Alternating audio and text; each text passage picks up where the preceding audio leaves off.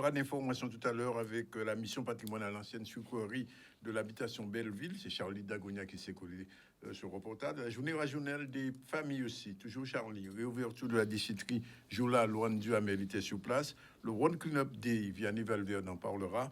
Et on fera la rentrée syndicale de l'éducation avec le SNCL, le FSU et le SPEG devant la caméra de Olivier Moradel. Sinon, nos invités, bien, tout de suite, dans un instant, on va recevoir Albert Mareb. Elle est là avec nous. Bonjour. Bonjour. Elle est technicienne de l'orientation et va nous parler de manifestations qui ont lieu dans les jours qui viennent. Elle est toute seule aujourd'hui. Aussi, Christian Ténora-Bazac avec nous fera le point sur la chaleur, sur les cyclones, tout ce qui se passe ces jours-ci, ce qu'on appelle le changement climatique. Il va nous expliquer s'il faut ou pas se craindre ce qui se passe. Et puis un peu plus tard, nous aurons un débat comme pratiquement tous les lundis avec Madame Marie-Chantal Saint-Sauveur, puisque avec elle, on va parler un petit peu du club des clubs et des associations du troisième âge. Quel rôle ces clubs-là jouent dans la société? À quoi servent-ils vraiment? On fera le point. Mais aujourd'hui, on va commencer tout de suite par deux anniversaires importants. Premier anniversaire, Patrick Saint-Éloi, puisque vous savez que Patrick Saint-Éloi, il est mort il y a déjà plus de 10 ans. C'est un chanteur guadeloupéen qu'on connaît. Il est né en 1958. Après Tapit, il a rencontré Georges Décimus et avec lui. Donc, ils ont créé un premier groupe et après, il est devenu l'un des piliers du zouk puisqu'il était avec Kassab pendant pratiquement toute la deuxième partie de sa vie jusqu'à ce qu'il décide de passer en chanteur solo. L'un de ses titres que tout le monde connaît, c'est West Indies, c'est son premier titre.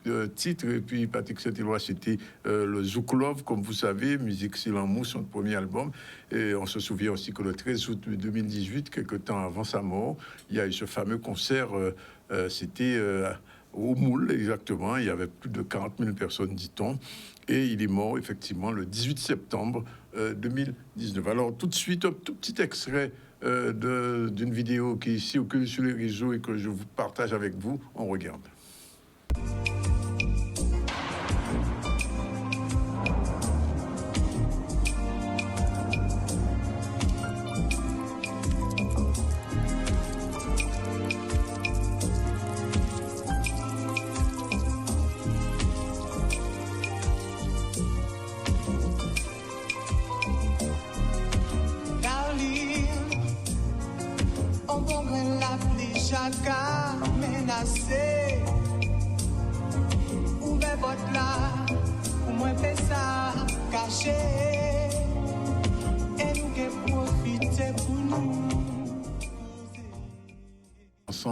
La totalité tout à l'heure. Deuxième anniversaire aujourd'hui, c'est d'une dame très célèbre aussi dans la commune de Vieux-Habitants, elle s'appelle Médé. C'était Médélis, elle est née en 1921 à Chelcher, à Vieux-Habitants, elle s'appelait Médélis Batista. On la surnommait Médé, c'est une femme potomitan, habituée du dur labeur dans l'implantation, puisqu'elle a travaillé sous la banane dans la région Saint-Claudio-Bastérienne exactement. Et puis après, elle est retournée dans sa commune à Vieux-Habitants. Et c'est là qu'elle a commencé à donner, on peut dire, du ballon au Bel-Air, puisque c'est un son aussi que le monde pas guère connaît en Guadeloupe, un Bel-Air là qui a existé. Et Médé, donc, est devenue la reine du Bel-Air. Elle a fait d'ailleurs des CD. Et la médiathèque de Vieux-Habitants aujourd'hui s'appelle Médiathèque Médélis Batista. Et c'est un hommage qui lui a été rendu. Elle le méritait bien. D'ailleurs, aujourd'hui, il y a nos confrères de Guadeloupe, il faut le dire, ils sont en direct là-bas. Et Médé valait le déplacement. C'était une dame, elle est morte quelque temps après son centenaire, mais bien portée musique là, bien haut. Et ben, nous, on l'offre. Voilà, il fallait ces deux anniversaires aujourd'hui. Et on remercie Odalia qui, chaque jour, se porte avec nous pour nous donner ces anniversaires. Alors, on va revenir tout de suite à l'actualité. L'actualité, c'est la mission du patrimoine à l'ancienne sucrerie de l'habitation Belleville. Charlie Dagonia était sur place. Ça a été une agréable surprise que la Fondation du patrimoine, en collaboration avec la FDJ et la mission patrimoine Stéphane Bern, nous sélectionne déjà parmi les 18 sites emblématiques nationaux, et notamment pour représenter la Guadeloupe au titre de 2023. Donc ça, c'était une très, très bonne surprise. Et Elle s'accompagne d'une participation financière à la restauration de la deuxième phase de la distillerie, participation financière qui sera dévoilée dans quelques instants à l'occasion d'une cérémonie. Ce sont les Journées européennes du patrimoine et la Française des Jeux a tissé un partenariat avec la Fondation du patrimoine en faveur du patrimoine justement national en péril. Donc il est question aujourd'hui pour nous de contribuer de manière efficace à la rénovation de notre patrimoine. Depuis 2018, singulièrement en Guadeloupe, nous avons 12 sites qui ont bénéficié de ce budget Mission Patrimoine, en l'occurrence 6 sites emblématiques et 6 sites de maillage. Donc 126 millions d'euros ont été versés, comme je le disais, au patrimoine depuis 2018 et l'an dernier, l'édition 2022 a généré plus de 26 millions d'euros. Donc aujourd'hui, la Française des Jeux, il faut savoir qu'il n'y a pas que la mission patrimoine, mais la Française des Jeux soutient également le patrimoine en soutenant un projet tous les ans à hauteur de 500 000 euros. Concernant la fondation d'entreprise FDJ, elle soutient tous les dispositifs relatifs à tout ce qui est insertion professionnelle et sociale sur les chantiers en rénovation. Là, on a restauré la première tranche. La deuxième fait l'objet, je vous en parlais, de l'intervention de la Fondation du patrimoine et du loto patrimoine pour avoir un ensemble cohérent entre les deux, qui sera un véritable témoignage du passé, du fonctionnement d'une distillerie et d'une sucrerie du type du Père Labat, telles qu'elles existaient au XVIIe et au XVIIIe siècle. Ça permettra aux générations actuelles de vraiment pouvoir toucher du doigt un monument dans un parfait état de conservation et de restauration pour voir ce que c'était et comment ça fonctionnait. Les propriétaires nous ont invités, donc dans le cadre d'un cérémonial, dans la mesure où ils ont pu obtenir une subvention exceptionnelle, déjà de 500 000 euros, leur permettant de poursuivre la restauration. Donc je rappelle, c'est un bâtiment qui a été classé depuis 2019. Et elle fait cette habitation la fierté de Trois-Rivières. Elle fera la fierté de la Guadeloupe très prochainement lors de son inauguration prévue pour l'année 2024.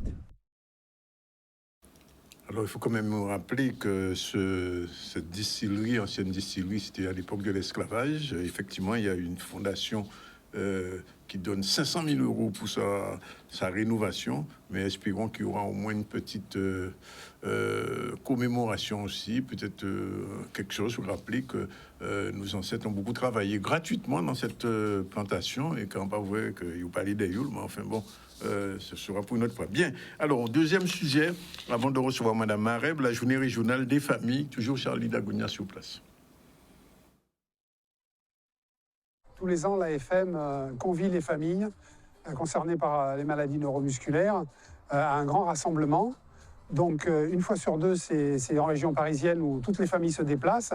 Et l'année d'après, c'est en région. Donc, dans chaque région, il y a un regroupement. Et ça s'est tenu dans l'Hexagone au mois de juin. Et sur les Antilles, on se déplace je me suis déplacé avec des collaborateurs, justement pour faire aujourd'hui les journées des familles guadeloupéennes et demain les journées des familles de la Martinique. Aujourd'hui, nous sommes là pour répondre un petit peu aux malades, leur dire ce qui a avancé au niveau de la recherche, au niveau du Téléthon, mais également pour lancer le Téléthon 2023. Et donc, ce sera un lancement et puis un travail qui commence pour inciter la population à faire des dons, justement, puisque ces dons servent à organiser des journées comme celle d'aujourd'hui, à également financer des aides techniques pour les personnes en situation de handicap, de permettre à certains professionnels de les accompagner au domicile, mais également à organiser des temps de répit. Les maladies, ce sont des maladies rares. Donc des maladies rares, ça veut dire qu'il y a très très peu de personnes atteintes. Et donc on a créé justement pour ces maladies rares des centres spécialisés de consultation, des centres de compétences, des centres de référence. Et nous avons ici en Guadeloupe un centre de compétences dédié aux maladies neuromusculaires. Et c'est très intéressant pour les malades et pour leurs familles parce que ce sont des maladies spécifiques qui ont une évolution qui est propre et justement ils sont pris en charge avec des personnes, avec des médecins qui connaissent l'évolution de ces maladies. La ville des Abîmes, le maire Éric Jalton a accompagné cette institution pour permettre effectivement à ce que ce Téléthon se déroule dans le meilleur du monde possible, dans un cadre où aujourd'hui, comme vous le constatez, il y a pas mal de personnes, notamment nos personnes en situation de handicap. Et c'est vraiment, il faut savoir que notre maire est très sensible effectivement à ces difficultés que rencontrent effectivement les personnes porteurs de handicap. Et c'est bien passé, franchement, c'est bien déroulé. Il n'y a pas eu de soucis, franchement, belle organisation. Alors je le vis bien. Franchement, au début, ça n'a pas été facile, puisque j'ai du mal à accepter. Et puis après, au fur et à mesure, ça s'est bien déroulé, j'ai accepté. Très important de prendre soin de toutes ces personnes porteuses de handicap. Et il y en a beaucoup. Quelquefois, on oublie, mais ce sont les mères ou des filles, des sœurs ou des frères. Donc, il faut ça. Un dernier sujet avant de venir à nous inviter, c'est la rentrée des syndicats de l'éducation, puisque nous sommes encore en période de rentrée. Vous savez qu'il y a encore des problématiques qui se posent au niveau de l'éducation, la chaleur à l'école, problème de l'eau, problème aussi, quelquefois même des livres scolaires n'est pas toujours distribués dans les bonnes conditions. Les syndicats suivant le SNCL, le FSU, le SPEG étaient en réunion. Olivier Moradel l'a suivi. On regarde. Nous réunissons nos collègues, correspondants, adhérents et sympathisants au sein de notre AG de rentrée. Bilan, comme vous le pensez, pas très positif, puisque vous avez eu à constater que depuis le début de l'année, dans tous les établissements, il manque des profs, dans toutes disciplines confondues. Donc, c'est pas sans, comment dirais-je, il y a un petit lien entre les 106 suppressions de postes auxquelles nous avons dû assister pour cette rentrée 2023 et bien évidemment les postes qui manquent en maths, en physique, en chimie, en anglais, dans bon nombre d'établissements. Alors la rectrice nous a reçus mercredi dernier et pour nous présenter son bilan à elle, vous pensez bien que nous ne sommes pas tombés d'accord, puisque le premier chiffre qu'elle a avancé était qu'il manquait 25 profs dans l'académie. Et lorsque nous avons mis sur la table, effectivement, par établissement, tous les postes qui manquaient, elle a été obligée de revoir sa copie. Donc voilà un bilan négatif en termes de postes, mais on s'y attendait. Problématique à l'expatriation des enseignants guadeloupéens, c'est son problème qui est récurrent. Chaque année, nous avons pour des gens qui souvent fois qui trouvé contractuels pendant plusieurs années, qui rendent service à l'académie là, des fois jusqu'à 10 ans. Donc ils ont contractuel chaque année, ils ont travaillé. Depuis ils voient essayer tirer pied à eux en vieux soulier, passer un concours pour rendre la situation à eux plus certaine, eh ben ils ont trouvé muté en France. Et ça va venir de plus en plus raide de maintien en Guadeloupe, alors que nous besoin ici dans côté jeunesse en nous, parce que quand il est là, même pour faire stage à eux, ils ont envoyé en France. Mais nous sommes aussi en grande difficulté parce que nous avons un ministère qui travaille à coup d'injonction et qui ne prend pas en considération les difficultés que nous rencontrons et donc qui ne met pas en place justement tous les dispositifs nous permettant d'appréhender au mieux cette rentrée scolaire. Et donc oui, ce gouvernement n'a pas tenu ses promesses. Nous sommes toujours en grande difficulté parce que nous n'arrivons pas à recruter. Tout simplement parce qu'on veut faire passer absolument la revalorisation salariale par travailler plus pour gagner plus. Je rappelle qu'un enseignant, c'est pratiquement 42 à 45 heures de travail par semaine. Et aujourd'hui, pour qu'on puisse effectivement avoir l'ensemble des enseignants devant les élèves, il faut une vraie revalorisation. Et pour nous, à la FSU, c'est 300 € de revalorisation salariale immédiatement. Globalement, les choses ne sont pas encore très belles pour cette rentrée. Je rappelle le problème qu'il y a eu, vous avez entendu entendre ça, ce jeune Guadeloupéen qui est mort, victime du harcèlement, et que ses parents avaient fait une lettre à la rectrice de Versailles qui avait très mal répondu. Le ministre français de l'Éducation a dû monter au créneau et aujourd'hui, il a convoqué l'ensemble des recteurs et rectrices pour faire un point sur la question du harcèlement. Donc, quand un enfant est harcelé, n'hésitez pas à faire un signalement et au plus haut niveau. Alors voilà, je vous l'ai dit, on va recevoir Madame Alberte Mareb, elle est technicienne de l'orientation gestionnaire administrative du conseil départemental. Bonjour Madame Mareb. Bonjour Monsieur Sandronis, bonjour à l'ensemble des téléspectateurs de Canal 10. Et merci d'être avec nous. Alors, si vous êtes là, c'est qu'il y a quelque chose qui va se passer. Absolument.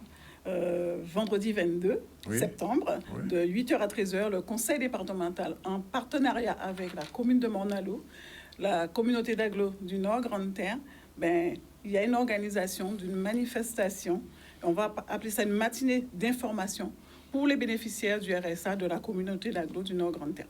Oui. Alors, voilà. Uniquement pour eux, pour cette fois-ci. Je veux dire que le conseil départemental est le chef de file de l'insertion. Oui, sur toute la Guadeloupe. Nous sommes sur toute la Guadeloupe. Un bénéficiaire du RSA qui arrive sur cette manifestation, nous sommes en capacité de lui répondre, en capacité d'emmener les informations.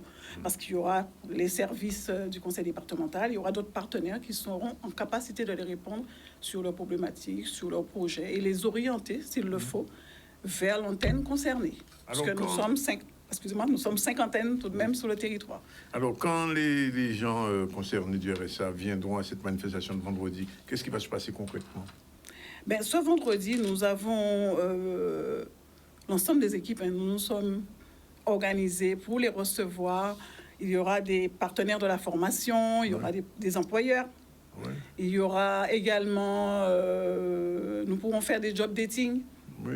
Nous avons également la plateforme du conseil départemental Job 971 où le bénéficiaire a cette possibilité de se faire accompagner pour l'élaboration de son CV, mais également de pouvoir positionner ce CV-là sur cette plateforme et le mettre en relation avec d'éventuels employeurs. Mais nous aurons aussi, il faut tenir compte de l'environnement de Nord-Grande-Terre. Oui. Nous savons le problème de mobilité qui existe au Nord-Grande-Terre. Mais nous aurons des partenaires de tout ce qui est mobilité. Et nous aurons l'association Solidarities, nous aurons également le transport urbain du Nord-Grande-Terre. Ce sont tous ces partenaires de la mobilité qui viendront pour apporter des informations pour ces bénéficiaires de ce territoire. En termes de formation, nous avons des partenaires de la formation qui viendront, ils proposeront des formations. Les bénéficiaires, franchement, ils seront accompagnés du début jusqu'à la fin sur cette matinée d'information, quelle que soit la question, quel que soit leur projet. Oui. Nous allons pouvoir les entendre et les orienter vers le prestataire le mieux ou le partenaire le mieux adapté à leurs besoins. Ça veut dire que quelqu'un qui est du RSA qui viendra là, il ne devrait pas repartir les mains vides. J'ai envie de dire, chaque situation est différente, Monsieur Zandronis, mais c'est vrai que toute l'équipe de l'antenne, puisque je n'ai pas encore eu l'occasion de vous dire, puisque nous sommes l'antenne du Nord-Grande-Terre, c'est vraiment le bras, la mise en œuvre de l'accompagnement des bénéficiaires, c'est l'antenne locale d'insertion du Nord-Grande-Terre. Je vais situer un peu pour les téléspectateurs pour qu'ils voient, nous sommes situés à la Voie de l'Expérience, nous sommes ancien bâtiment de Pôle emploi. C'est là où nous nous situons et c'est vraiment l'équipe en charge de l'accompagnement des bénéficiaires. Alors, un bénéficiaire qui arrive sur notre matinée d'information, il aura les éléments, il aura des personnes, il aura des prestataires, des partenaires capables de lui répondre. Et il y aura tout au long... Excusez-moi. Allez-y, allez-y.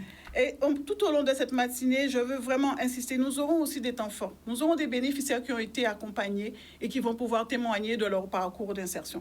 Oui. Que ce soit dans le domaine de la formation, que ce soit dans le domaine de la création d'activités, ces bénéficiaires-là pourront témoigner. Et les bénéficiaires qui seront là pourront avoir un retour de ce qui peut être mis en place en termes d'accompagnement pour les bénéficiaires de ce territoire. Alors, je vais vous donner un exemple concret. Vous en avez parlé tout à l'heure. Beaucoup de gens qui recherchent un emploi ont des difficultés à faire leur CV. Voilà. Et vous savez, le CV, c'est la porte d'entrée, quel que soit l'emploi, c'est la première chose qu'on voit avant même de recevoir la personne. Est-ce que là, il y a un accompagnement prévu? Oui, absolument. Je vous en parlais, puisque nous avons... Il faut savoir que chaque antenne locale d'insertion du conseil départemental dispose d'un conseiller numérique. Oui. Et c'est ce conseiller numérique, il est là. Il peut faire en individuel ou à petit groupe, pouvoir aider les bénéficiaires sur l'élaboration, sur vraiment les accompagner dans ce cheminement. Parce que nous savons, comme vous le disiez tout à l'heure, c'est la porte ouverte vers l'emploi. Mais pas que. Nous savons aussi que des bénéficiaires veulent s'engager dans un parcours d'insertion. Eh bien, nous aurons aussi des structures d'accueil et de loisirs en capacité pour tout ce qui est garde d'enfants. Nous aurons aussi ces structures-là qui seront là également sur le territoire. Alors, il y a l'autre partie. La manifestation. Oui, l'autre partie, c'est-à-dire que les gens qui viennent, bien sûr, à la recherche d'un emploi, bon, vous avez dit qu'il y a peut-être des patrons qui viendront peut-être là, des chefs d'entreprise. Nous aurons des employeurs. Oui. Et ça me permet de parler justement des job dating que nous aurons, puisque nous aurons des agences d'intérim, d'insertion, qui viennent avec des offres. Alors, c'est pour ça que j'invite vraiment tous les bénéficiaires du territoire. Venez. Venez parce qu'il y a vraiment des profils, énormément de profils, que ce soit dans le commerce, que ce soit dans le BTP, que ce soit dans l'administratif. Énormément de profils. Nous avons des employeurs qui travaillent déjà avec nous sur le territoire du Nord-Grande-Terre et qui vont proposer des offres, que ce soit espace vert, agriculture. Nous avons notre formation collective aussi en agriculture. Nous allons pouvoir informer nos bénéficiaires sur tout ce qui est possible. Venez, il y a des job dating, il y a des formes dating, il y aura des offres, c'est sûr. Vous travaillez avec la mission locale? Énormément. Oui. Puisqu'en fait, il faut savoir que la mission locale sera là également, parce que ce sont nos partenaires institutionnels. Hein. Il y aura le Pôle emploi, il y aura la mission locale, nous aurons, je pense avoir fait le tour, les partenaires de la formation, j'en ai parlé, accueil et loisirs, mobilité, les employeurs, Et il y aura des techniciennes comme vous. Et il y aura l'ensemble de l'équipe locale d'insertion du Nord-Grande-Terre qui sera là, mobilisée, investie, pour pouvoir recevoir les bénéficiaires du RSA. Alors, avant-dernière question, c'est le problème de l'insertion, c'est-à-dire qu'on leur propose ça, mais est-ce que on peut penser que, parce que j'ai déjà posé la question à la mission locale, en général, quand on propose des formations, est-ce que ça aboutit en emploi? C'est clair que nous proposons des formations, c'est pour ça que nous avons des employeurs aussi qui seront sur la manifestation. Nous proposons des formations, mais il faut proposer aussi des formations en adéquation avec les demandes du marché. Et nous savons également que ce sont les métiers en tension. C'est le BTP, c'est les services à la personne. Ce sont ces domaines-là qui ont plus de mal à recruter. Et nous aurons des employeurs dans ce domaine vendredi 22. Alors, j'invite tous les bénéficiaires à venir s'informer, parce que c'est notre objectif, d'apporter cette information-là pour les bénéficiaires du RSA du territoire. Dernière chose, il faut venir avec sa bouteille d'eau et son parasol. Parce que c'est sous la place Archimède. Il y a un aménagement, il y a des chapiteaux. Oui, c'est aménagé, ça sera aménagé. Les personnes qui attendront pour leur job dating seront mises dans un espace approprié. Mais nous vous invitons à venir, M. Zandronis, à venir découvrir notre événement. Je vais aller voir ça, volontiers.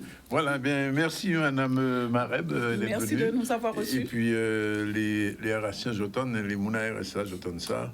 Vendredi 22, c'est bien ça? Oui, vendredi 22, de 8h à 13h. 8h à 13h, de 8h du matin à 1h d'après-midi. Je dis en créole pour ne pas dire ou pas comprendre. Et donc, rendez-vous, place Archimède à Morne-à-l'Eau. Alors, quand vous dites Nord-Grande-Terre, c'est de où à où? Ah oui, c'est vrai que je n'ai pas précisé. Le Nord-Grande-Terre englobe le Moule, Petit Canal, Anse-Bertrand, Port-Louis, Morne-à-l'Eau. Je n'ai oublié personne, je pense. Voilà, les 5. Les 5, bon, ok. Voilà. C'est dit. Merci. Merci à vous. Et à vendredi. Voilà, il est 13h. On prend la première pause. On se retrouve tout à l'heure pour la suite. On va recevoir dans un instant Antinois Bazac. Justement, on va parler avec lui du problème de la chaleur et des cyclones, puisque nous sommes en pleine période. À tout de suite. Je voulais dire, nous allons recevoir notre spécialiste de la climatologie, spécialiste aussi des tremblements de terre, de tout ce qui bouge sur la planète et particulièrement en Guadeloupe. Je vais parler de Christian Antinois Bazac. Bonjour. Bonjour Danick. Et merci d'être avec nous. Bien grand mot, mais en fait, disons amateur passionné. Amateur passionné. Moi, je dis aussi spécialiste, ancien directeur adjoint de l'Observatoire volcanologique et sismologique. Donc, ici, de quoi il parle quand il parle. Alors, première question. Alors, bien sûr, la Guadeloupe, c'est un pays chaud, normalement tropical. Tropical humide. Tropical humide. Nous ne sommes pas le Sahel, parce que les pays chauds, tropicaux, mais qui sont chauds, désertiques. Oui, alors, est-ce qu'il fait trop chaud en Guadeloupe? Bon, il fait normalement chaud en Guadeloupe. Disons ces jours-ci, on a des problèmes de température parce qu'on a des pertes de vent, on a des changements de direction de vent, etc., liés à l'activité cyclonique sur l'Atlantique. Mais c'est pas quelque chose d'anormal. C'est tout à fait logique. Bon, c'est vrai que 31 degrés en Guadeloupe, c'est pas une exception. 31 degrés la température de l'air, c'est tout à fait normal. 31 degrés température de la mer, c'est un petit peu plus chaud. Mais bon. Qu'est-ce qui réchauffe la mer en ce moment? Le soleil. Le soleil, oui. Bah, écoute. Normalement, c'est le soleil, mais c'est vrai qu'il faut faire attention. 30-31 degrés, c'est des eaux de baignade. Oui. Et c'est pas ça qui détermine l'existence ou non de cyclones tropicaux. Les cyclones tropicaux, il faut que l'eau soit supérieure à une température supérieure à 26 degrés sur une profondeur, sur une épaisseur de l'ordre de 60 mètres. Ah, d'accord. Donc, quand on me parle des eaux de baignade à 30 degrés, je veux bien. Mais il faut qu'on ait des profondeurs suffisamment grandes pour pouvoir mesurer cette température et aller voir si cette température à 60 mètres de profondeur est supérieur à 26 degrés. Si c'est le cas, effectivement, on risque des cyclones. On risque. Pour l'instant, l'Atlantique est chaude, c'est vrai. Pour l'instant, le mois d'août, la première quinzaine d'août était extrêmement calme. La deuxième quinzaine d'août était un petit peu plus agitée. Et on en est encore dans les soubresauts de ça, avec Franck Lee et compagnie. Et puis, bon, on verra la semaine prochaine. Pour l'instant, on va dire que tout est calme. Les phénomènes qui sont sur l'Atlantique sont des phénomènes qui n'ont pas été extrêmement méchants. Ils nous ont invités, bien sûr, mais il y a eu quelques ouragans. Il y a eu 2 ouragans majeurs. Et essentiellement des phénomènes qui ont duré très peu de temps et qui sont restés sur l'Atlantique. Mais alors, Christian, la chaleur de l'eau, même de baignade, ça détruit les fonds marins, ça détruit la faune marine? Ça détruit. Je suis pas sûr que ça détruise. Disons que ça perturbe. Ça perturbe. Ça perturbe. C'est vrai que, parce que si les animaux, les plantes ne peuvent pas résister à ce genre de choses de manière permanente, c'est vrai que là, il s'agit d'une température provisoire. On est au mois de septembre, au mois d'octobre, au mois de novembre, ça va descendre. Donc forcément, les températures vont revenir à la normale. Je ne pense pas que c'est des choses qui vont détruire la végétation.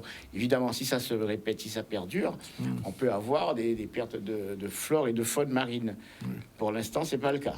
Alors pour nous, c'est quelque chose de normal, mais quand à Paris, il fait 32 degrés... Ben, ça, c'est normal. Moi, j'étais, rappelle-toi, 76. Enfin, moi, j'étais étudiant en 76 à Paris. J'ai mon diplôme d'ingénieur.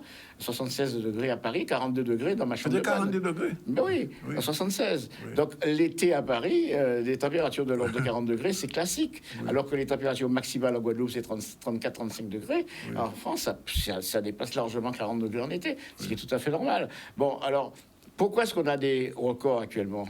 C'est tout simplement parce qu'on a une activité solaire qui est importante. On oublie ça. Il n'y a pas que le réchauffement climatique. On met sur le dos du réchauffement climatique, c'est surchauffe thermique.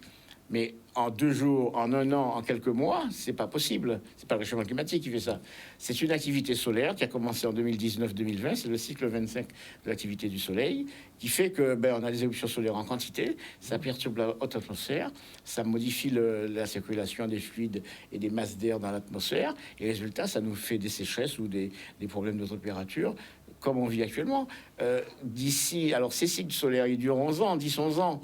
Donc d'ici quelques années, on verra si ça va revenir un peu plus à la normale, un peu plus classique. Ça dépendra de l'activité du cycle solaire. Mais le cycle solaire que nous vivons actuellement, le cycle numéro 25, depuis 17 siècles, c'est numéroté, c'est classé.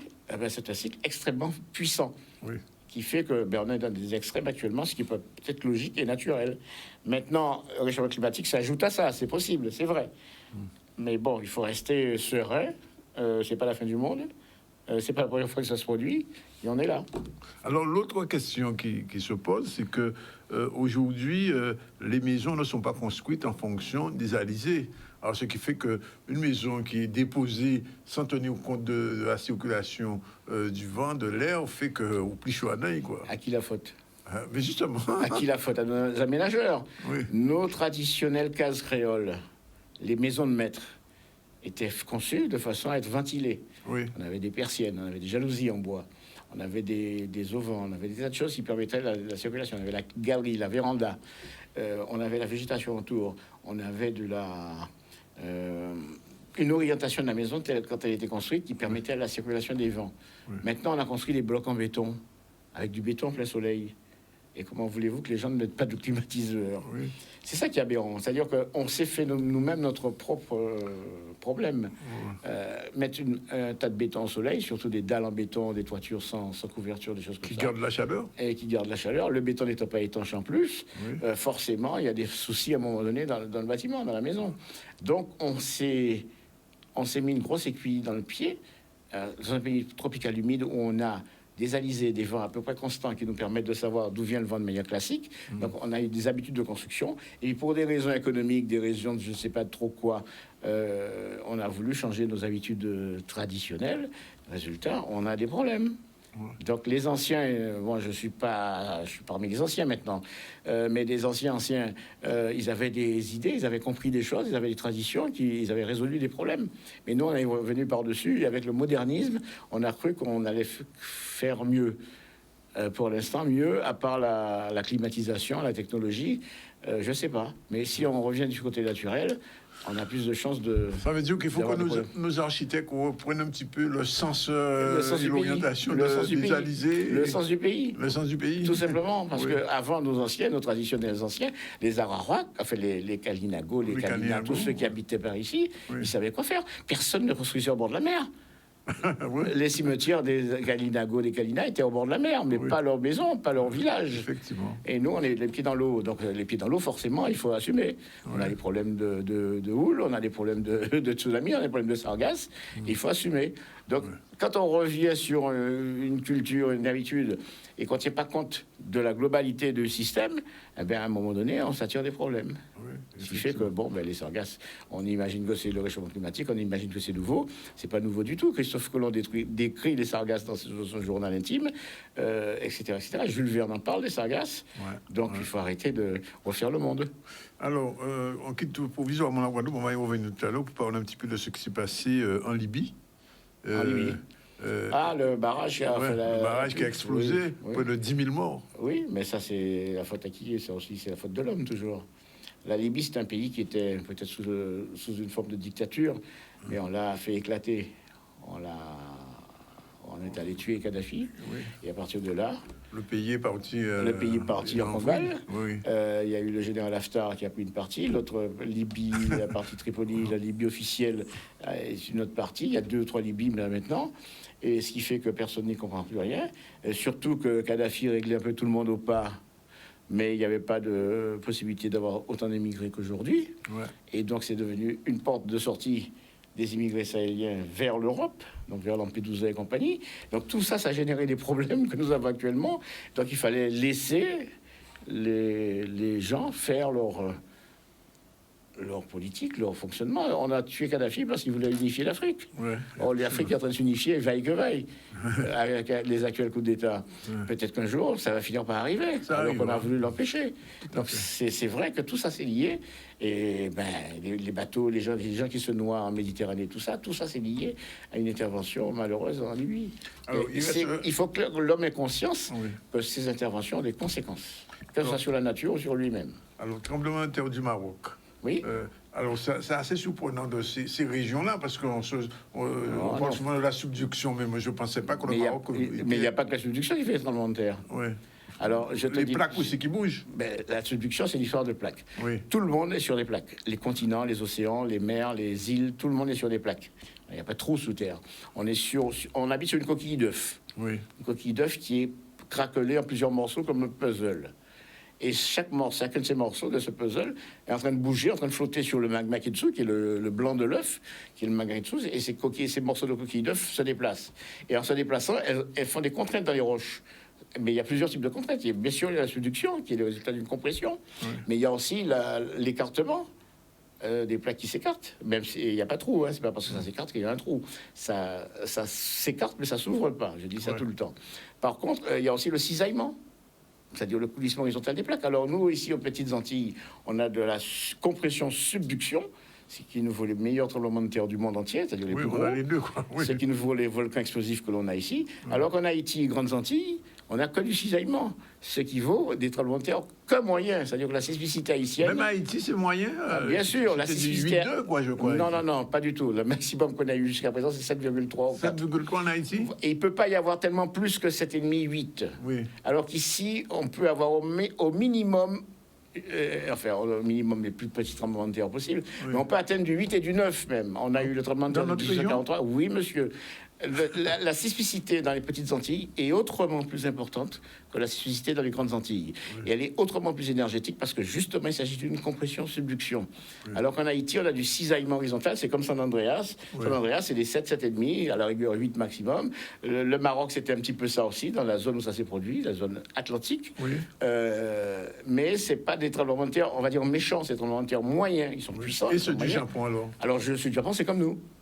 Ceux du Japon, c'est nous, les Petites Antilles, c'est des tremblements de terre de compression-subduction. Donc le jour où il y a un tremblement de terre ici, il fait même alors? Alors, c'est pour ça que je dis que c'est mon qui m'a dit sur la passé haïtienne là, c'est nous-mêmes. Parce que les tremblements de terre en Haïti, enfin dans les Grandes Antilles en général, pas seulement Haïti, Cuba, Porto Rico, etc., seront potentiellement beaucoup moins puissants que les tremblements de terre dans les petites Antilles. Et on a 1843, 8 février 1843, qui nous le prouve. La magnitude de 1843, elle est estimée aujourd'hui à 8,5. 8,5 à 8,8, c'est-à-dire que ça se rapproche qui a des Pointe-à-Pitre et compagnie, qui a fait 3000 morts blancs à Pointe-à-Pitre. En 1843. Ces nègres-là. Ces nègres-là, c'était des mèbes. Les nègres pas de cas compter à l'époque. C'était des mèbes. Donc, on a eu certainement plus de 10 000 morts en Guadeloupe. Et c'est ça le problème. Mais on oublie ça. Alors évidemment, ça n'arrive pas tous les jours. Donc on oublie. Mais là, il faut bien savoir que le tremblement de terre méchant, le big one qu'on attend, Haïti à côté, c'est plus Picha. Et le Maroc aussi. Alors le Maroc, ça s'est produit dans la partie qui est face à l'Atlantique. C'est une partie où il y a un petit cisaillement, un peu moins de compression. Et la zone du Maroc qui est en compression, c'est la zone qui est au nord, qui est côté la Méditerranée, qui fait que la plaque Afrique remonte sur l'Europe. Ça crée les Pyrénées, ça crée les Alpes, ça crée toutes les montagnes du sud, de tout l'Atlas nord-africain, en même temps toutes les montagnes du sud de l'Europe, comme les Alpes et les Pyrénées. Et ça fait qu'un jour, Gibraltar est en train de se fermer, et un jour, la Méditerranée sera remplacée par une chaîne de montagnes, tout comme il y a une chaîne de montagnes entre l'Inde et l'Asie qui a donné l'Himalaya. C'est exactement ce qui est en train de se produire là, mais on a des millions d'années. 10 millions d'années. Bon, mais alors, 1843 en Guadeloupe, c'était environ, tu disais environ 8,5. Est-ce que, alors les maisons n'étaient pas à l'époque prêtes pour ça? Est-ce qu'aujourd'hui, un 8,5 en Guadeloupe, 8,5 en Guadeloupe, c'est 10 000 morts. 8,5 en Guadeloupe aujourd'hui, c'est 10 000 morts. Ah oui, sans problème. Wow. Ça veut dire que j'arrive disparaît? Pas disparaître, détruit. Détruit. Il faut faire attention entre le mot disparaître et le mot détruit. Parce que je disais pas au niveau de la mer, je parlais. Non, mais le phénomène marin, c'est encore un autre problème. Je parlais de destruction liée à des vibrations du sol. Les vibrations du sol, ça casse des maisons. D'accord. Ça détruit, ça fait des glissements de terrain, ça détruit des choses. Toutes les tours, alors, tout ça. Si les tours sont pas prévues pour, c'est sûr qu'il y aura un problème. Tous les bâtiments qu'on a construits, il n'y a pas grand-chose comme tour. En Guadeloupe, quand même. Si tu regardes Santo Domingo, c'est les Grandes Antilles. Le séisme d'Haïti, qui a eu lieu malheureusement en Haïti le 12 janvier 2010, il aurait eu lieu à Saint-Domingue. En Haïti, il n'y a pas de bâtiment de grande hauteur, à part un bâtiment de 7 étages à l'époque. Mais Santo Domingo, que je connais aussi, c'est plein de tours de 20 étages, plus ou moins bien construites. Si jamais il y a l'équivalent d'un Haïti, et encore, c'est pas méchant, à Santo Domingo, c'est pas 250 000 morts qu'il y aurait eu, c'est plutôt 500 000. Donc c'est vraiment le bâti qui fait qu'on a des victimes. C'est pas tellement le tremblement de terre. Il faut oublier l'histoire du tremblement de terre qui tue.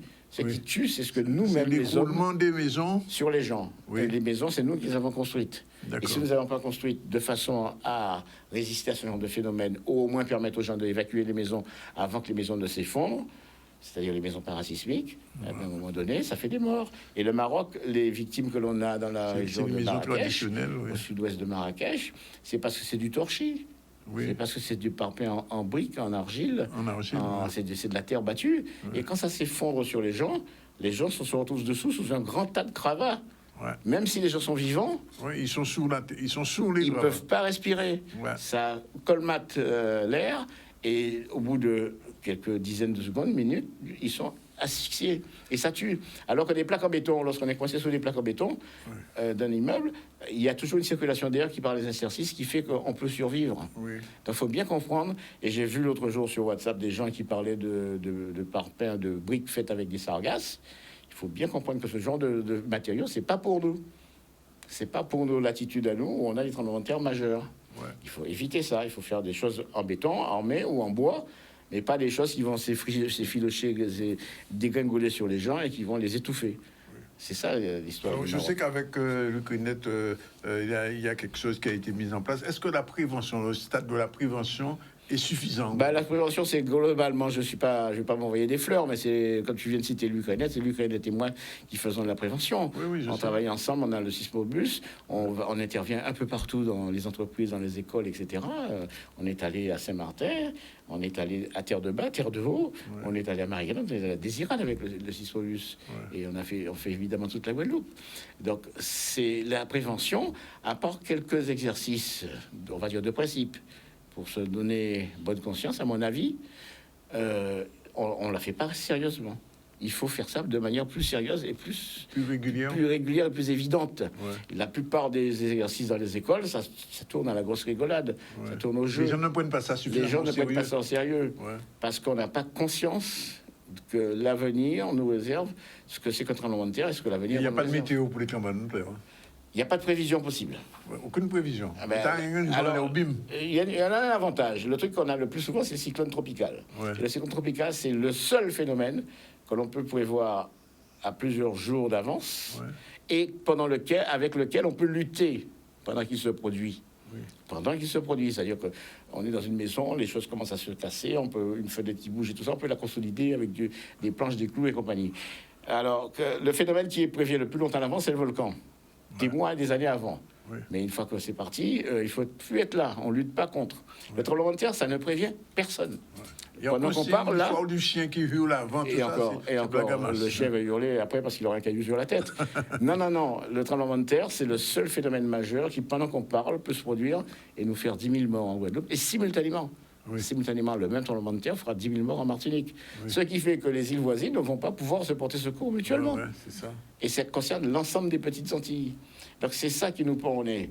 Et pour ça, il faut savoir ce que c'est. Il faut savoir quoi faire pour résister à ça. Il faut construire sérieusement parasismique aux endroits où c'est autorisé et ne pas se comporter bêtement et ne pas acheter n'importe quel type de meuble et meubler sa maison parce que l'aménagement de son domicile ou de son lieu de travail conditionne aussi le nombre de victimes. Donc il y a tout un état d'esprit à avoir, une modification de notre mode de vie. On a un mode de vie occidental. La France n'est pas concernée par le séisme. Même si de temps en temps il y a un tremblement de terre en France, c'est pas méchant. Une avant-dernière question.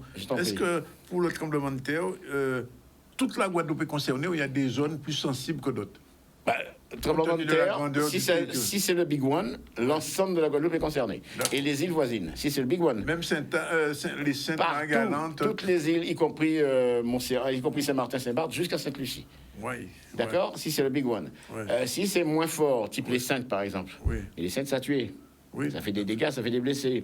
Eh bien, ça va concerner une zone donnée, ça va être plus ou moins circoncis. C'est ce qu'on a régulièrement tous les 5 à 10 ans.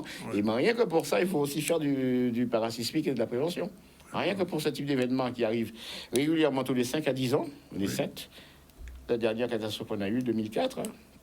On a eu 2007 en Martinique avec un mort par crise cardiaque, le 29 novembre 2007, un jeudi à 15h. Et depuis, on n'a pas eu tellement de choses violentes. Ça nous prend au nez, parce que ça ne prévient pas. Alors le Big One, n'en parlons pas. Une dernière question, puisque nous sommes dans la période cyclonique. En ce moment, c'est plus calme que les années précédentes ou ça risque d'être plus violent? Parce que les gens disent oui, les gens qui ne savent pas dire oui, comme il fait très chaud, c'est qu'on a Kevin Péchaud, etc. Bon, alors, on est dans une période qui s'appelle une période El Niño. La période El Niño, c'est un courant chaud qui est dans le Pacifique, qui fait qu'on a beaucoup de cisaillements sur l'océan Atlantique et donc moins de cyclones. Je disais que c'est une période de chaude qui se passe dans l'océan Pacifique, c'est ça. Et le contre-alizé qui se produit au-dessus de nos têtes à 3000 mètres d'altitude, qui passe sur l'Atlantique, va tuer la formation des cyclones. Sauf qu'on a l'eau de mer qui est très chaude et donc l'énergie des cyclones, c'est l'eau de mer. Donc c'est assez logique d'imaginer qu'on pourrait avoir beaucoup de cyclones à cause de la température de l'eau de mer. Mais c'est tout à fait logique parce qu'on a l'expérience que El Niño va nous tuer les cyclones. Donc on est dans une espèce d'équilibre là qui fait que on a des cyclones. On est à Nigel aujourd'hui. Il y a Nigel qui est devenu ouragan. La Floride a été touchée la semaine dernière. Oui, mais par Franklin, on va se par Franklin, et puis Lee. Non, Lee est parti vers le Canada. Mais Lee est mort, là. Lee est mort hier ou ce matin, enfin avant-hier, quoi. La Floride est touchée, mais c'est normal. C'est la zone d'atterrissage des États-Unis, les Amériques. L'Amérique du Nord, c'est la zone d'atterrissage de tous les cyclones. C'est pour ça qu'ils sont d'ailleurs responsables de la sécurité de l'ensemble de l'Atlantique. Du coup, ils sont dans les Antilles. Ça atterrit, ça vient d'Afrique et ça atterrit 9 fois sur 10 en Floride, aux États-Unis, en Amérique du Nord, ou alors ça tourne et ça remonte vers l'Europe. Mais je rappelle que lorsque ça remonte vers l'Europe, vers le Canada, ça perd ses caractéristiques tropicales et ce ne sont plus des cyclones tropicaux. Parce qu'on mélange tout dans le vocabulaire. On parle de cyclone, on parle d'ouragan, on parle de tempête, mais on ne sait pas ce que c'est. Alors, on est dans des phénomènes tropicaux, et ce qu'on a en France, c'est aussi des tempêtes, mais ce n'est pas des tempêtes tropicales. Et ça n'a rien à voir. Alors, ce qui s'est passé en Tunisie, au Libye, c'est une tempête de Méditerranée, mais ça n'a rien à voir avec les tempêtes tropicales. Les tempêtes tropicales, c'est autrement plus important et plus méchant que tout ce qu'on a dans la zone tempérée de la planète. Christian Anténor Amazac, merci. Faut venir plus souvent. Mais c'est vous qui avez invité moi, l'OP et l'OVLE. On appelle ça fait parce qu'effectivement, Guadeloupe n'est pas assez sensibilisé. À part le tremblement de terre qui ne prévient pas, il n'y a rien à craindre, ni de la soufrière. Évidemment, comme il n'y a pas de tremblement de terre et il n'y a pas de problème volcanique, il n'y a pas de problème de tsunami, sauf s'il y a un tsunami qui vient de l'extérieur. Et par contre, pour du cyclone, on a saison cyclonique, attention, peut-être ce week-end là prochain ou semaine prochaine, nous avons saison cyclonique, donc nous payons problème. Donc il faut nous veiller ça, il faut nous écouter météo tous les jours en région. Merci Christian. 13h28, deuxième pause. On se retrouve tout à l'heure dans le débat du ZCL avec Madame Marie-Chantal Saint-Sauveur. On parlera des clubs et associations du troisième âge, de leur rôle dans la société. C'est tout de suite après la pub. C'est parti. Voilà, il est exactement 13h35, au moins jusqu'à 14h10. On sera avec nos invités. On nous a un plaisir à retrouver Madame Marie-Chantal Saint-Sauveur. Bonjour. Bonjour. C'est notre spécialiste du troisième âge et avec elle régulièrement, la saison dernière, on a organisé pas mal de débats. Et là, elle revient avec nous. Pourquoi? Parce que premièrement, il y a 2 manifestations qui se tiennent dans les jours qui viennent, les assises guadeloupéennes du bien vieillir le 28 et le 29 de ce mois-ci, et la semaine bleue qui se fera en Guadeloupe à partir du 2 octobre. Bonjour Marie-Chantal. Bonjour, très heureuse de retrouver les plateaux de ZCL News. Et comme vous le dites, c'est une période qui est dédiée à nos personnes âgées, à nos clubs et associations qui œuvrent pour nos personnes âgées. Nous avions pris l'engagement de tenir le débat sur le rôle des clubs et associations en 2 parties. Donc, la première partie s'est tenue le 26 juin et nous revenons aujourd'hui pour la deuxième partie. Avec 2 invités, Madame Nicole Padou, bonjour. Oui, bonjour. Et Monsieur Taurus, bonjour. Bonjour à vous. C'est bizarre, ce sont 2 noms qui sonnent baïfs quand même. Padou et Taurus. C'est de la région. De la région. Bien. Alors, les associations du troisième âge, elles sont nécessaires, bien évidemment, de plus en plus nécessaires, puisqu'on a une population, on n'arrête pas de le dire, qui ne rajeunit pas. J'aime pas dire qui vieillit, je dis qui ne rajeunit pas. Ça revient au même. Et vieillir, donc, c'est vivre. Je rappelle que vieillir, c'est vivre. C'est aussi vivre autrement. Et donc, ces associations servent quand même à encadrer, à proposer un certain nombre de choses. Mais la question qui se pose et qui se pose avec Marie-Chantal, c'est de savoir quel est le rôle dans la société, Marie-Chantal. Oui. C'est la question que je veux bien poser à nos invités. Monsieur Taurus, président du club de vieux habitants, et Madame Padou, qui œuvre dans une association à Capesterre-Belle-Eau. Moi, je veux bien qu'on les entende sur le rôle, l'utilité du club des aînés ou de l'association des aînés. Madame Padou, peut-être? Oui, les associations jouent un rôle très important dans cette société, surtout dans la cité, parce que ça permet, à travers le programme que l'association présente, permet aux aînés de se retrouver, surtout, et d'échanger, parce que le plus souvent, elles se retrouvent seules. Il n'y a que des femmes, en majorité des femmes qui sont seules. Et le fait de rentrer, d'intégrer une association, c'est tout bénéfique pour eux. Oui. Mais est-ce que les gens adhèrent facilement à ces associations? De mon côté, je peux dire oui au sein d'Espace Bien-être, parce que nous faisons de la prévention du bien vieillir pour les seniors à travers diverses activités. Et nous n'avons pas de problème pour adhérer des seniors. Faire adhérer des seniors. Monsieur Taurus confirme? Je confirme, effectivement. Mais vous savez, il est difficile de vivre seul Et c'est l'objectif, effectivement, de toute association de clubs, et surtout des clubs des aînés dans les communes, c'est de faire en sorte que les gens viennent au sein des associations de manière à lutter, effectivement, contre l'isolement. Et on sait effectivement comment on trouve, quand on sillonne des secteurs d'une commune à une autre, on voit combien de gens qui sont en situation d'isolement, et c'est pas je. Donc, effectivement, comme dit madame, c'est de les faire venir. L'objectif, c'est de les faire venir dans les associations, de les proposer un certain nombre d'activités, de les occuper, de les extraire, pour ne pas dire les choses véritablement, de rester à la maison tout au long de la journée derrière la télé, comme on dit, ou devant la télé, trouver des moyens d'échange, ce qu'on fait régulièrement chez nous, avec les habitants, au club de l'Union de la commune. Et aussi, moi je peux ajouter, c'est de créer aussi des liens sociaux, parce que le plus souvent elles sont seules, comme je disais, à travers, quand elles se rencontrent, moi je dis elles, parce qu'on a une majorité de femmes dans les associations. Comment ça s'explique ça? Juste une petite précision. Pourquoi il y a plus de femmes? C'est parce qu'il y a plus de femmes en Guadeloupe, ou bien il y a plus de femmes vivantes plus âgées que d'hommes? Je peux pas l'expliquer, mais nous, c'est vrai, on pousse peut-être monsieur, donc je ne vais pas pouvoir l'expliquer, mais nous, notre objectif, c'est vrai de faire aussi les hommes venir, mais c'est pas si évident. Moi, quand je suis arrivé au club en 2017, j'ai pris la présidence, nous étions 4. Vous étiez 4? 4 hommes. 4 hommes. Pour combien de femmes? Oui. À une centaine. Oh là. Mais là, c'est aujourd'hui, ça. À l'heure où je vous parle, je peux vous dire qu'il y a une vingtaine d'hommes. Ah, il y a une vingtaine d'hommes. Oh, elle a trouvé une solution. Vous avez réussi à les convaincre? J'ai réussi à convaincre un certain nombre de personnes. Donc, en fait, c'est que les hommes ne veulent pas y venir, c'est ça? Oui, ils sont toujours en train de bricoler, toujours en train de faire un truc à la maison. Voilà, il n'y a pas ni de temps. Et puis, il y en a certains qui arrivent à dire, c'est vite à vieux monde. Donc, il n'y a pas vieux. Il n'y a pas vieux, donc il va venir. Mais en fait, effectivement, il faut trouver des astuces pour les faire venir, effectivement. Mais ce n'est pas si évident que ça. C'est vrai qu'il y a une majorité de femmes, mais en fait, on arrive quand même à avoir... Alors, moi, je pose la question, est-ce que les activités proposées sont plus féminines que masculines? Non, il y a un peu de tout. Donc, il faut trouver effectivement ce qui peut faire venir, ce qui peut faire venir les hommes.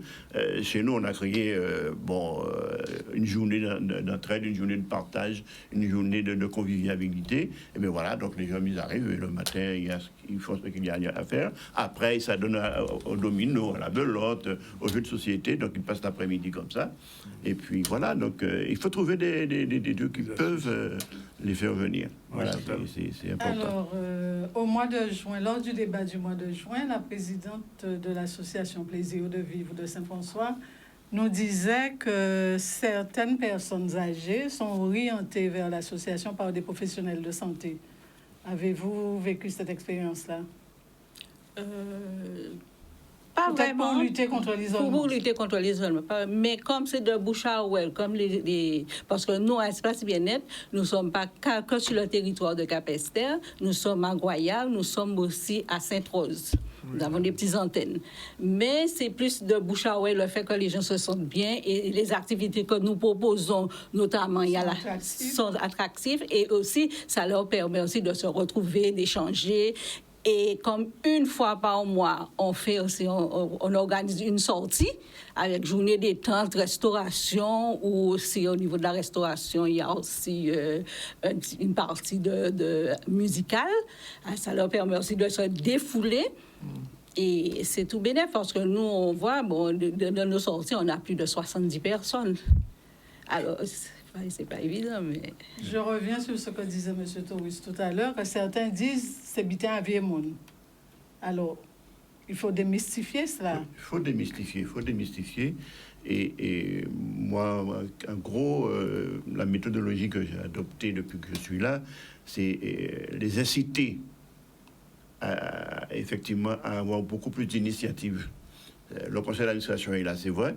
Mais entre autres, j'ai créé une petite commission culturelle avec elles. Je parle des dames qui sont là-dedans, la plupart d'entre elles. Et font des propositions. Et j'ai changé, toute la méthodologie a changé. Le mercredi, ils arrivaient à 3h pour une réunion à 4h, ils repartent à 17h. Moi, j'ai dit qu'effectivement, on vient le mercredi, on passe la journée, on échange, on partage.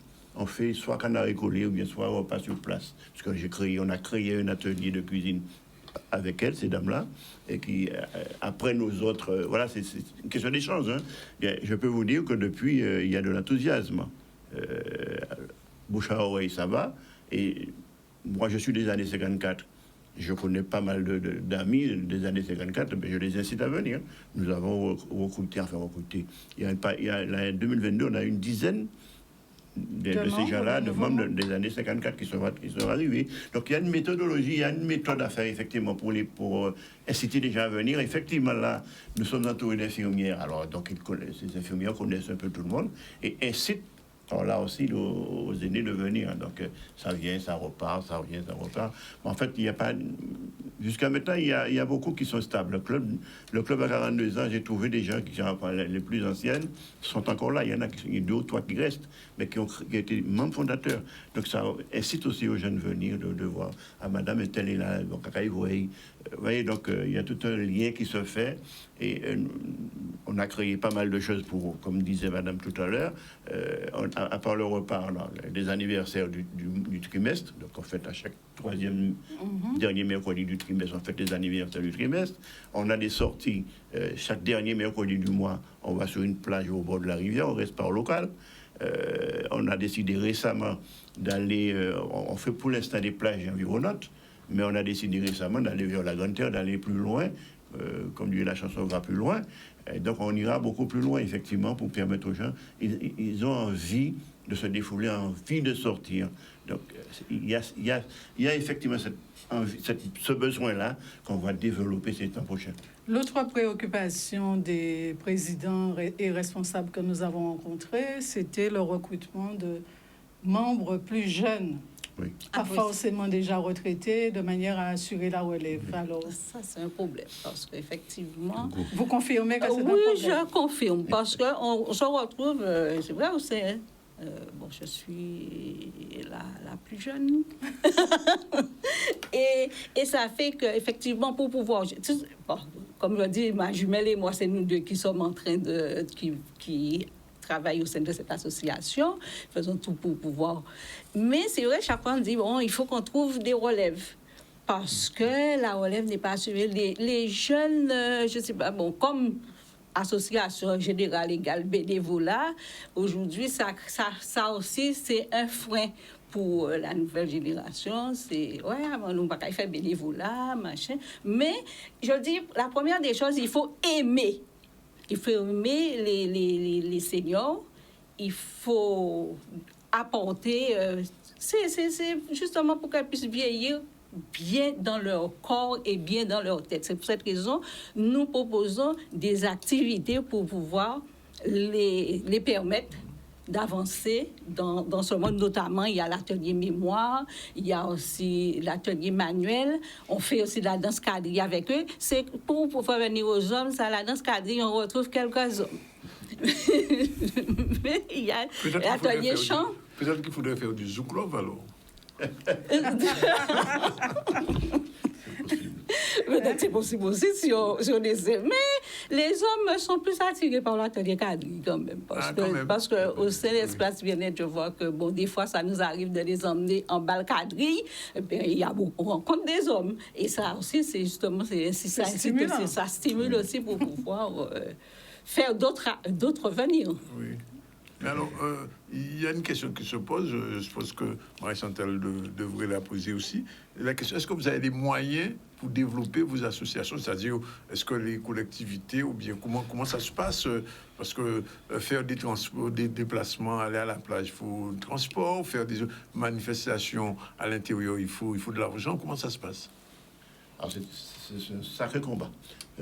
On dit que l'argent, c'est le nerf de la guerre. Oui, c'est le nerf de tout. C'est le nerf de la guerre, comme on dit, le nerf de tout. En fait, la question se pose sur plusieurs dimensions.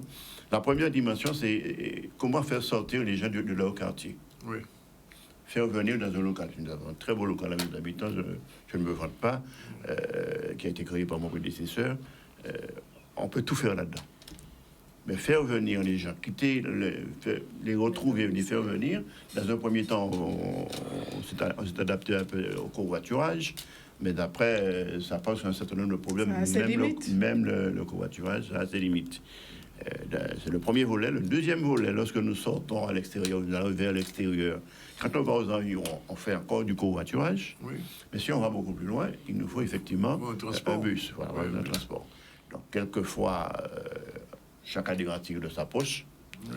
Et on connaît le montant moyen des retraites, donc c'est pas si évident que ça. Donc, quand on se tourne vers les collectivités, c'est encore autre chose. Voilà, c'est du ressort du conseil départemental qui s'occupe des aînés en règle générale. Mais le conseil départemental, ça peut traîner, et c'est pas si... Non seulement ça traîne, mais c'est pas si évident que ça. Oui. Donc, ça ne donne pas de subvention de fonctionnement, ça donne des subventions par à-coup, c'est-à-dire par grande activité, sur des actions bien précises. Donc, c'est pas si évident que ça. Donc, on se fait aider, et on organise des fois des repas... payant, donc on fait venir des gens et les bénéfices, effectivement, ça peut nous aider dans le temps à payer des frais de transport et autres. Mais c'est pas si facile, parce que non, il faut voir ce problème-là plus en profondeur. C'est un problème, je ne dirais pas que d'un seul club, c'est le problème de l'ensemble des clubs, l'ensemble des associations. C'est vraiment important de trouver des ressources pour faire venir. Donc on a un projet d'acquisition d'un bus, par le biais de la sécurité sociale que je connais très bien, on peut nous fournir, mais ça ne dépasse pas 3 000 euros. Je connais très bien, j'étais président de la commission à l'époque, donc ça ne dépasse pas 3 000 euros, un bus de 18, 20 000 euros, 30 000 euros. La collectivité communale me dit oui, je peux aider, mais pas beaucoup.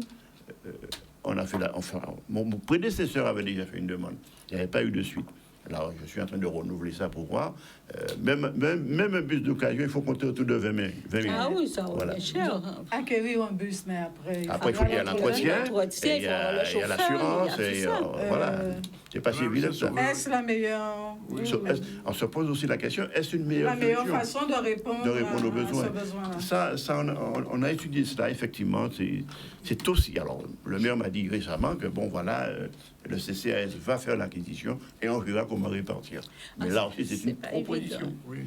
Mais, Madame Sassou, je pose la question quand même, parce que vous avez été aux affaires. Comment expliquer le fait que les collectivités ou la collectivité conseil général soit moins soucieuse, moins attentionnée vis-à-vis des personnes? Non, on ne peut pas dire ça. Non, j'essaie de comprendre le travers de ce qu'on dit, M. Taurus.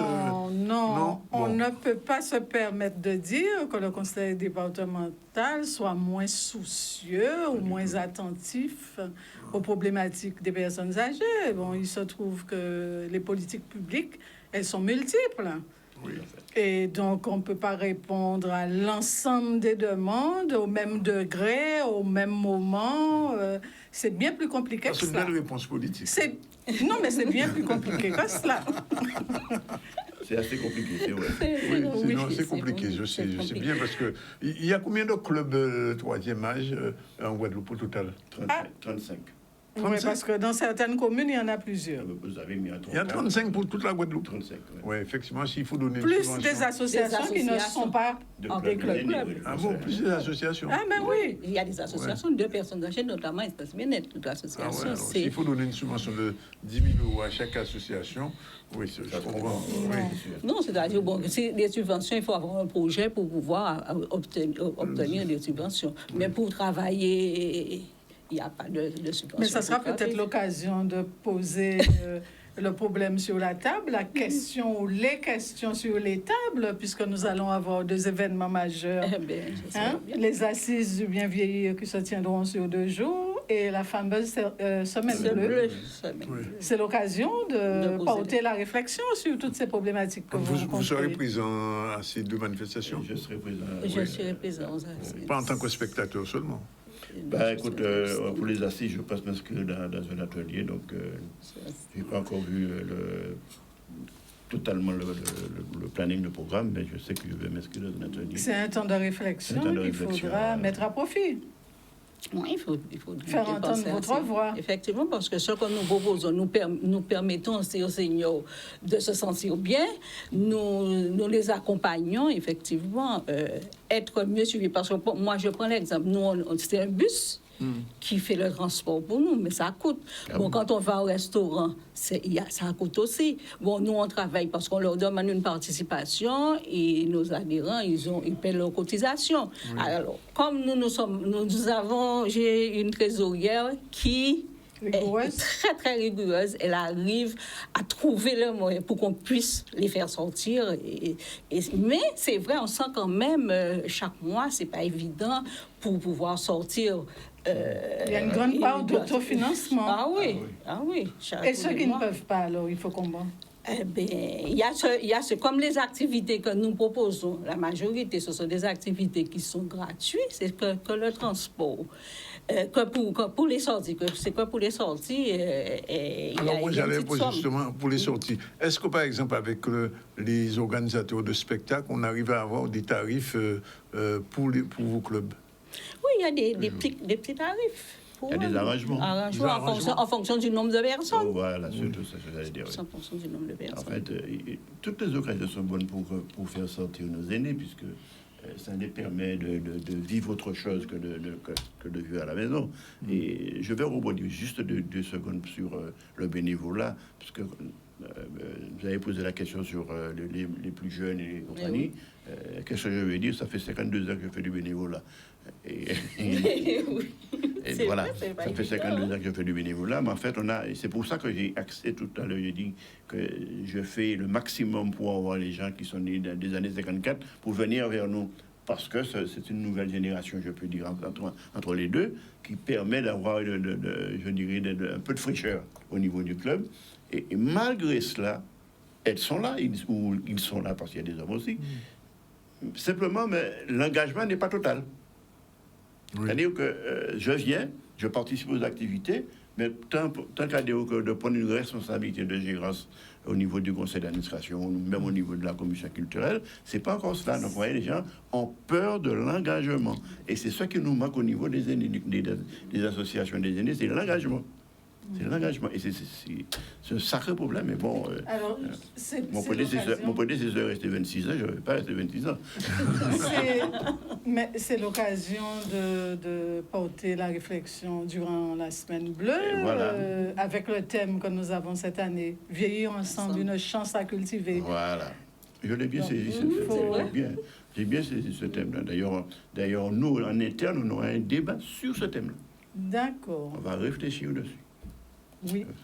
C'est peut-être l'occasion de stimuler un peu l'intérêt chez les autres, chez les plus jeunes en tout cas. Si c'est une chance, pour nous que de pouvoir vieillir ensemble, ça veut dire que chacun doit s'y mettre. Tout à fait, tout à fait. C'est l'esprit même du thème, effectivement, c'est ça l'esprit, c'est voir qu'est-ce que la nouvelle génération peut aussi apporter et trouver aussi au sein avec les personnes âgées. Oui. Et donc, quel est votre programme de manifestation à tous les deux? Bon, je vais commencer sans vouloir monopoliser le micro. Mais en fait, nous, à Vieux Habitants, on a un programme, on travaille beaucoup en intergénérationnel.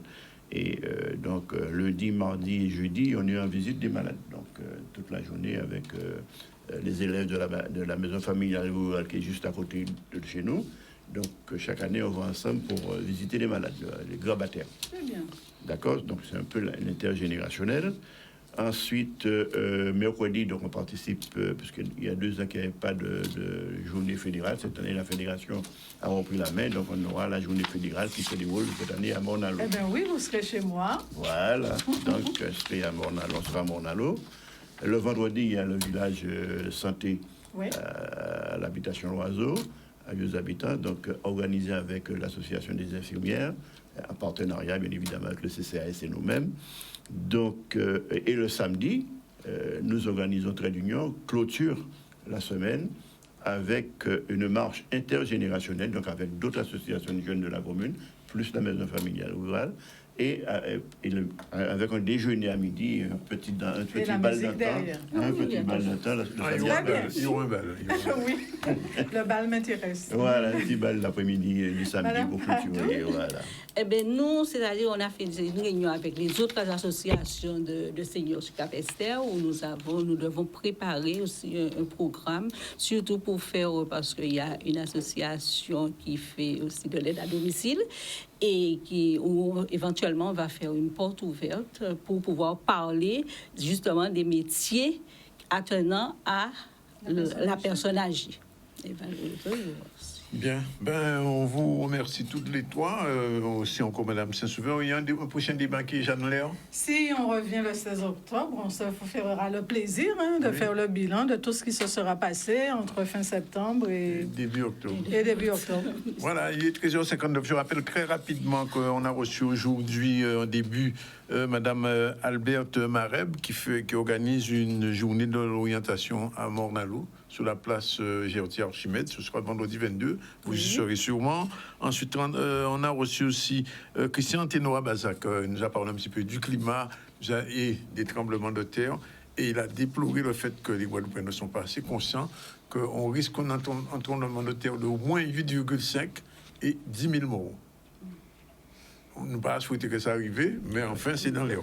Sinon, on a l'actualité mission du patrimoine à l'ancienne sucrerie de l'habitation Belleville à Trois-Rivières, à 2 pas de chez moi. Journée régionale des familles avec Charlie Dagonia, réouverture de la déchetterie Jola et aussi la rentrée syndicale dans l'éducation, le CNCL, le FSU, le SPEG. Olivier Moradel était sur place. Et puis, je rappelle, c'est aujourd'hui l'anniversaire de la mort de Madame Médé. À vieux habitants, Médélis Batista, alias Médé, nous envoyons force pour nos habitants et surtout la médiathèque de vieux habitants s'appelle Médélis Batista, qui porte son nom, elle est morte à un siècle, à 100 ans, et puis c'est aussi aujourd'hui l'anniversaire du décès de Patrick Saint-Éloi. J'avais dit à la fin, on va écouter un petit extrait de sa musique avec plaisir. Il faisait du zouk love. Ah oui, mon chanteur préféré. Madame Saint-Sauveur adore Saint-Éloi pour en ravoyer. Voilà, c'est parti. Merci d'être avec nous. On se retrouve demain à 14h, à 12h30. Merci. Voilà.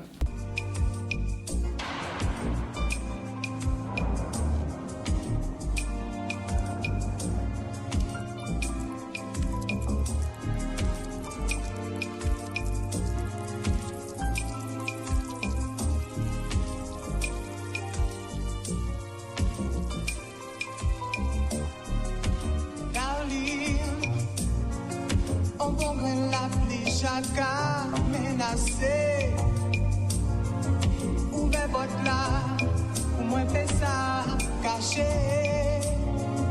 et nous qui profiter pour nous poser. Oh darling, vous qui cavouez l'amour qu'on bel tableau. Attention pour n'y pas jamais contre l'eau. Parce que la vie a qu'à faire nous cadeau.